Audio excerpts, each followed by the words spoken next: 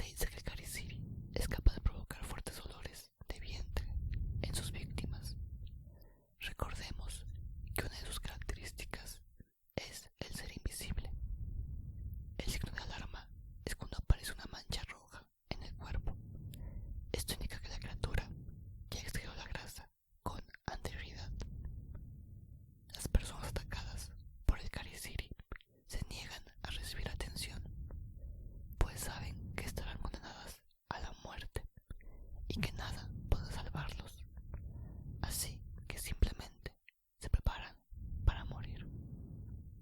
Al Kariciri se le relaciona con los frailes y sacerdotes, pues se creía que estos eran los causantes de enfermedades y pobreza, ya que se aprovecharon de los recursos y de las pocas posesiones de los andinos, dejándolos en total carestía, sin nada para alimentarse, hasta que el vientre se despegaba de la espina dorsal y finalmente morían de hambre, después de pasar meses de sufrimiento y maltrato.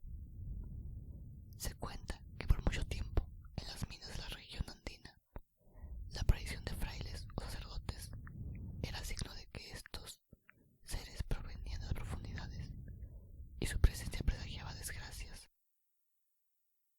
Los mineros temían sucesos terribles. La reacción de la gente fue prohibir que los actos religiosos se llevaran a cabo en las minas, pues era un agravio para las divinidades de los cerros y de las profundidades de las minas. La gente pensaba que este insulto traería a los hombres enfermedades y que además los dioses esconderían las vetas de mineral. El toro de oro. Cuenta la leyenda que desde las profundidades de las cuevas de Hatun Uchku salió un indio a tocar su quena. Este hombre, hace ya mucho tiempo, acabó con su padre y fue condenado a pasar 20 años en prisión. Ya preso en su celda, invocó al demonio e hizo tratos con el maligno, que otorgó su libertad, a cambio que le sirviera como esclavo por toda la eternidad. Una vez libre, el indio olvidó el trato que había hecho con el demonio, pero este se le presentó para recordarle la promesa. El hombre intentó huir y enseguida fue alcanzado por el diablo, que atrapó al indio y se lo llevó cargando hacia la cueva de Hatun Uchku, donde lo mató y se apropió de su alma. El diablo asignó al indio la tarea de cuidar los tesoros enterrados en aquel sitio. Desde aquel día, el hombre saca a pastar cada noche a un toro de oro mientras toca su quena. Todos los que han tratado de entrar a las cuevas afirman haber visto que dentro de estas se encuentra un toro de oro amarrado a un frondoso árbol de naranjo y que sus frutos también son de oro. Dicen que además está rodeado de hombres petrificados y que el árbol lo vigila un indio que tiene como compañía a un toro de oro. Cuentan que una vez una muchacha escuchó una delicada melancolía y que al acercarse a las cuevas descubrió a un hombre sentado sobre una roca tocando su instrumento. La mujer se enamoró al instante del indio y nunca más se separó. El hombre la amó también, pero el diablo, que odiaba a su esclavo, por pura diversión, hechizó a la mujer y la condujo hacia el Ichik Uchku y ahí la enterró viva. Desde entonces, cada vez que se escucha el sonido de la quena, la mujer sale a bailar y los enamorados tratan de inútilmente juntarse.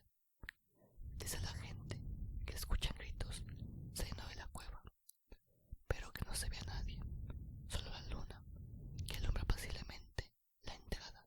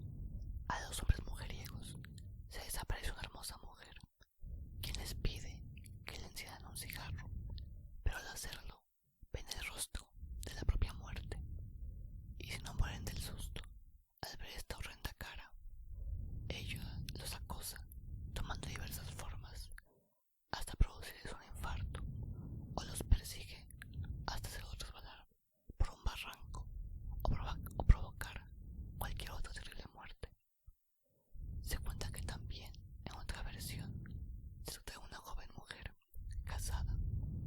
La gente la difamó con toda clase de chismes e intrigas, y no descansó hasta comprobar que el marido la acusó de ser infiel, por lo cual también le reclamó que el hijo que tenía no era de este hombre. Despechado, el celoso marido le prende fuego a la choza donde vivía. La mujer, al darse cuenta, sale corriendo, pero olvidó al niño, y este acaba carbonizado. Desde entonces, el alma de la Sayona ronda sin descanso por el mundo de los vivos y buscando la venganza eterna. El Silbón. Según cuenta una de tantas leyendas, vivía hace mucho tiempo un muchacho que fue criado tan mimado que no respetaba a nadie. Un día le pidió a su padre que tenía deseos de comer tripas de venado.